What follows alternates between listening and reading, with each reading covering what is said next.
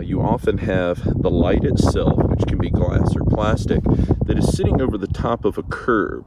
And this curb has been built 2x4s, 2x6s, gives you a frame that then can be drywalled, and then that is flashed with metal flashing all the way around, and then the lens can go on top and be anchored down.